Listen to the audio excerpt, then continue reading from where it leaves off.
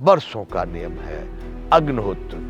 तो अग्निहोत्र भी वही प्रक्रिया है कि आप यहाँ बैठे, मन कहीं जा रहा है, सामग्री उसमें ठोके जा रहे, घी चढ़ाए जा रहे हैं, वो नहीं। वहां पर मंत्र के साथ में आप भी होने चाहिए। जो आप कह रहे हैं उसके साथ में आप हैं और उसके साथ में आप आहुति दे रहे हैं। पूरे मन चित्त बुद्धि अहंकार के साथ में आप प्रणाम कर रहे हैं। अग्निहोत्र भी तभी स्वीकार है कि मंत्रों के साथ यानी शब्द के साथ सुरत भी होना चाहिए।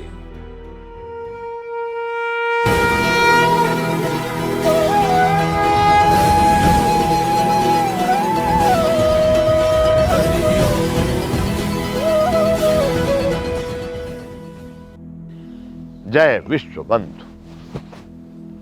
संपूर्ण गीता ज्ञान बंधुओं, हम चिंतन कर रहे हैं 16वां अध्याय दैवासुर संपत्ति विभाग योग। अभी हम इसमें भगवान जो दैवी संपत्ति बताना चाह रहे हैं उसका चिंतन कर रहे हैं। भय का श्रवता अभाव, अंतःकरण की पूर्ण निर्मलता, तत्व ज्ञान के लिए ध्यान योग में निरंतर दृढ़ स्थिति और सात्विक दान। जो स्थिति, स्थान और पात्र को देख करके सही समय पर दिया गया वह सात्विक दान। इंद्रियों का दमन, दानम दमश्च, इंद्रियों का दमन। बंधुओं, इंद्रियों का दमन यही है कि अब आपने किसी चीज को देख लिया और उसी की तुम्हारी इच्छा उत्पन्न होने लगी, उसी के पीछे भागने लगे, उसी के मन उसमें समर्थन कर दिया, आप उधर ही दौड़ रहे हैं। आप स्वयं इसके राजा हैं। वह आत्मा जो है आप ही है, जो परमात्मा का शाश्वत अंश है। आप बलपूर्वक उसको रोक सकते हैं। नहीं देखना चाहिए वहां, नहीं सुननी चाहिए वैसी बातें, नहीं स्पर्श करना चाहिए वो जो नैतिक नहीं है, नहीं स्वाद लेना चाहिए रसना को उन चीजों का जो शास्त्र विरुद्ध है। तो इंद्रियों का दमन मतलब ये हमारी जो इंद्रियां हैं ये मन के सहकार से, मन के समर्थन से कुछ भी कर रही है और वह आत्मा, वह मानव एक लाचार और बेबस की तरह से देख रहा है। वो पछताता, बहुत पछताता है, मुझे ये नहीं करना चाहिए था, गलत हो गया, मेरा विचार नहीं था, बहुत पछताता है।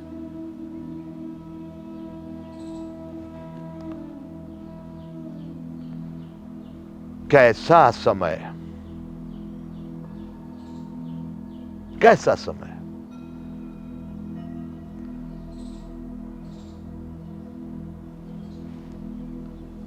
माता पिता की सारी अपेक्षाओं पर पानी फेर करके लड़की लड़के 16 वर्ष के बाद के मैं आपको बहुत दिखाऊं, 21, 18, 20 वाले तो ठीक ऐसे ही घर से भाग जा रहे हैं। कितनी विडंबना।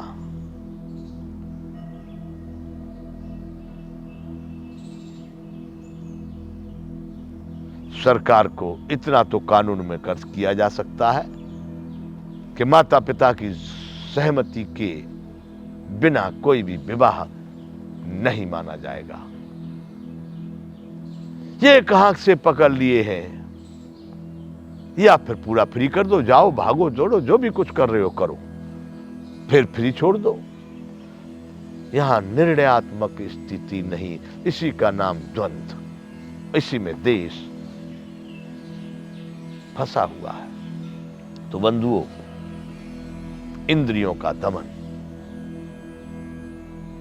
हमारी सभी इंद्रियां और मन मेरे अनुसार चलने चाहिए। ये इनके अनुसार अगर मैं चलने लगा तो मुझे नष्ट होना ही होना है। यदि ये मेरे अनुसार चलने लगे तो मैं अवश्य ही सफल हो जाऊंगा। भगवान, देवता और गुरुजनों की पूजा। भगवान, देवता और गुरुजन। अब भगवान, देवता और गुरुजनों की सवाल ही है कि पूजा क्या, पूजा किसे कहेंगे। हमारे देश में पूजा तो बहुत चल रही है, मुझे तो ये लग रहा है कि जो आज भारत में पूजा है उसमें बहुत बड़ा पाखंड आ गया। मैं मंदिर और मूर्ति का विरोधी नहीं, मैं भी मानता हूं मंदिर को, मूर्ति को, पर ये साधना के लिए होते। आज का जो सिस्टम है, मैं धिक्कारता हूं ऐसी मंदिर प्रथा को,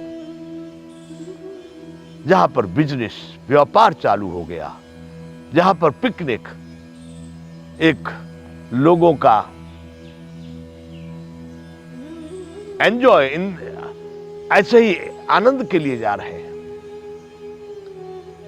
और इतनी भीड़।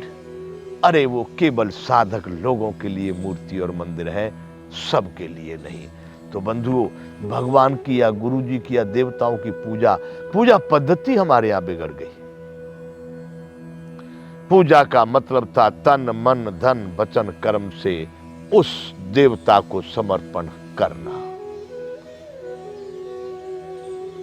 क्या खाक गुरुजनों की आप पूजा करेंगे? तिलक लगाने से, पांव धोने से पूजा हो जाएगी? बंधुओं, जब तक आपका समर्पण का भाव नहीं है, उनकी आज्ञा को सिरोधार्य करने की आपके पास सामर्थ्य नहीं है, उनके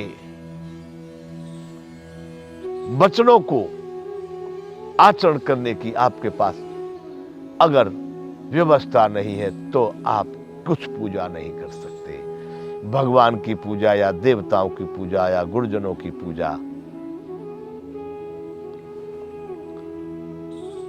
ठीक है, एक सम्मान की दृष्टि से, शारीरिक रूप से आपने कोई फूल माला समर्पित किए, भोजन अच्छे प्रकार का समर्पित किया, वस्त्र समर्पित किए, वो आवश्यकता के अनुसार एक सत्कार है, आदर है, सम्मान है। यूं कह दिया जाए तो मैं एक बार के लिए कह सकता हूं पूजा का एक भाग मान लिए जाए, लेकिन ये पूजा नहीं। पूजा वह होगी जब आप अपने पूजनीय को संपूर्ण रूप से आत्मीय भाव से समर्पण करेंगे। तो भगवान यहां कह रहे हैं कि भगवान देवता और गुरुजनों की पूजा तथा अग्निहोत्र आदि उत्तम कर्मों का आचरण, अग्निहोत्र आदि उत्तम कर्मों का आचरण।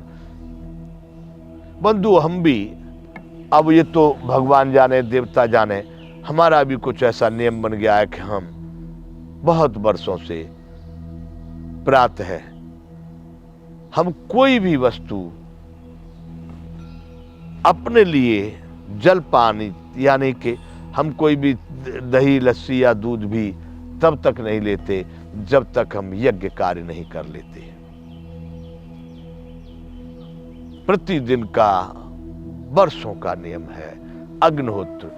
तो अग्निहोत्र भी वही प्रक्रिया है कि आप यहां बैठे, मन कहीं जा रहा है, सामग्री उसमें ठोके जा रहे, घी चढ़ाए जा रहे हैं, वो नहीं। वहां पर मंत्र के साथ में आप भी होने चाहिए। जो आप कह रहे हैं उसके साथ में आप हैं, और उसके साथ में आप आहुति दे रहे हैं। पूरे मन चित्त बुद्धि अहंकार के साथ में आप प्रणाम कर रहे हैं। अग्निहोत्र भी तभी स्वीकार है कि मंत्रों के साथ, यानी शब्द के साथ सुरत भी होना चाहिए। तो भगवान कहते हैं अग्निहोत्र आदि उत्तम कर्मों का आचरण। खाली अग्निहोत्र अकेला नहीं, आदि, उसमें और भी हो सकते हैं। सेवा हो सकता है, ध्यान ज्ञान हो सकता है, व्यायाम हो सकता है, सुरक्षा सफाई हो सकती है। अनेक प्रकार के कार्य हैं जो अग्निहोत्र आदि कहा गया है। एवं वेद शास्त्रों का पठन पाठन, नित्य प्रति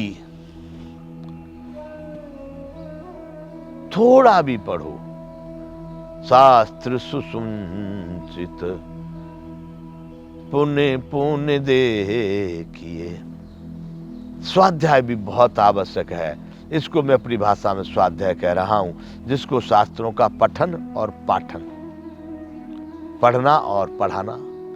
पढ़ना चाहिए, यदि आप जानते तो दूसरों को भी उसको सिखाना चाहिए।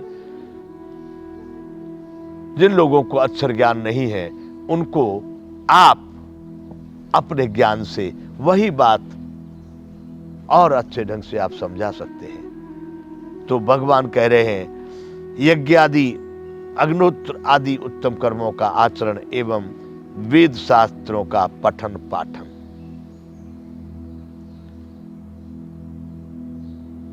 मतलब नित्य प्रति वेद शास्त्रों का, यहां उपन्यास की बात नहीं कही गई है बंधु, वेद शास्त्रों का पठन पाठन नित्य प्रति होना चाहिए। जय विश्व बंधु।